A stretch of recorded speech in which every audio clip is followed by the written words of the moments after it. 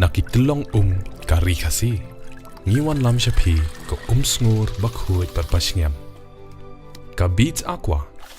Shiphausnem dang yai pinja sliang. Unong ilam ke BJP bapet ya ke Meghalaya Wanil Anthony ulakno ba ka jing sakut ka Andro ban ai pa i Kynthei ban mi khama chak Lok Sabha ban Assembly ka de ke jinglong arsap ka Congress bat ka kanhun jong ke India block ha ke ne ka dorbar ka bakar pang ha parliament lightly ke Andro ka balawanra ke BJP kinthop ya ka Constitution 131st Amendment Bill 2008 Rio ka Delimitation Bill 2008 Rio bat ka Union Territories Law Amendment Bill 2008 Rio regini ki Andro kila sakot klemla ban pas na daw jong jing duna pa hak liang sensyar ka badon kam ba kanyo an ka lai benta ha ka ba ka liang persya kentup ka Congress TMC SP DMK kila persya u anil ulong bagini ki liang persya kila yalam bakla ye ki paitba dakinya bamsongnya yakni ki bill ki batmu ban Pynkup bor ye ki Kynthei ha kari. I'm here to discuss on some very important issues that the whole country had seen in the previous week. On the 16th, 17th and 18th, a special session of the parliament was convened, and during the special session, 3 bills were moved by the union government. One was the Constitution 131st Amendment Bill. The second was the Delimitation Bill. And the third was the Union Territories Laws Amendment Bill.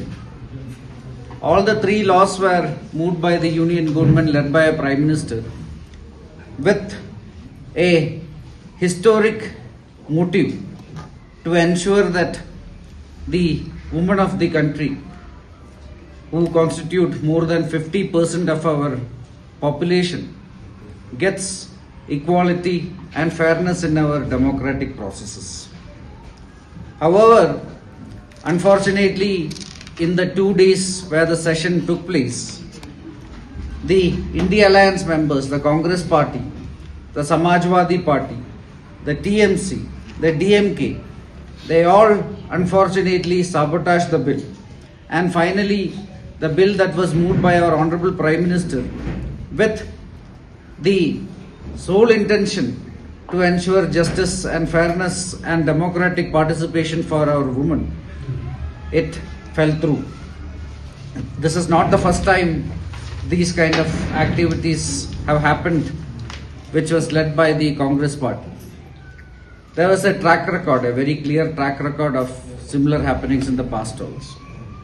In 1996, it was the first time where then the Prime Minister, Honorable Prime Minister Devagowdaji's government, where the Women's Reservation Bill was bought by the government for the first time.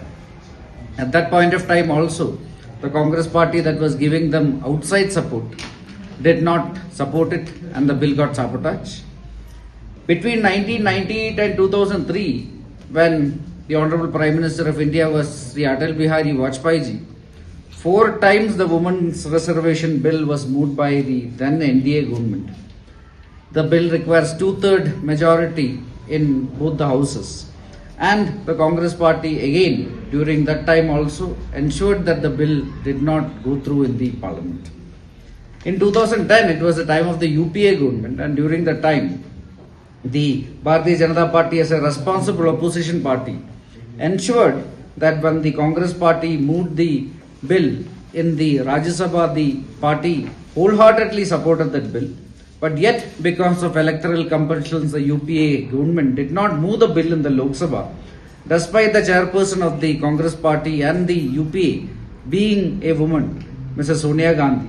The bill was not even moved in the Lok Sabha, and finally it did not pass again. In 2023, the Narendra Modi ji government passed the Women's Reservation Bill, and since in 2023 the NDA government had a very clear majority, the Congress had no other option but to support it, a pro forma endorsement when obstruction was no longer possible. However, according to the bill that was passed in 2023, it was linked to the delimitation process and the census of the currently ongoing census, which will only be over by 2027. And in the version that was passed in 2027, with that version, it would have been possible only to introduce the Women's Reservation Bill and make it applicable by 2034. So this parliament session was called by the NDA government to ensure that it is delinked from the delimitation process, and that in 2029 itself the bill can become a reality. However, once again, when it was moved in the parliament, the Congress party and the India Alliance members, they created a lot of false narration and ensured that the bill does not go through.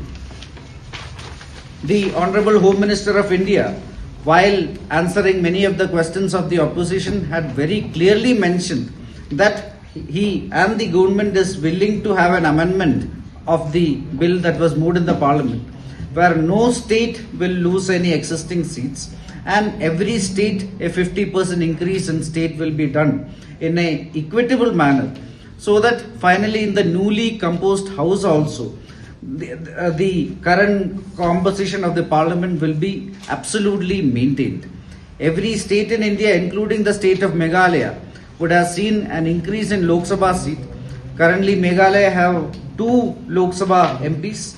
It would have become 3, and it would have ensured that at least 1 out of 3 MPs in the state of Meghalaya also would always have been a woman. Such a opportunity unfortunately did not happen because of the negative politics of the Congress party and the India Alliance. The delimitation is a constitutional obligation that has been postponed for a long time, that has led to the serious imbalance in our representation.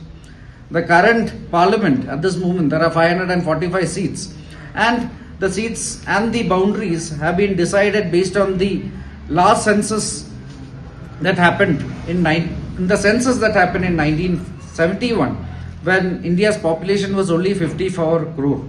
Now India's population is 140 crore, and the current amendments on the bill that was brought in by the NDA government would have ensured that the current parliamentary realities will be proportionate to the existing realities in the country, and that our women, who are 50% of our population, would have got equitable democratic participation.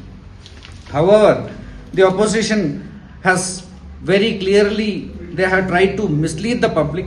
They have sabotaged one of the most important bills that have been brought into the parliament by any government, this time by the NDA governments, because the Congress and its allies fear that if women receive their historic rights under the leadership of our Prime Minister, then remaining political ground they have will also slip away. And this is not surprising, because this is the same Congress party, the same India Alliance members that in 1980s they had denied justice to a woman, Shabano, and had then stood with some of the radicals of the Muslim community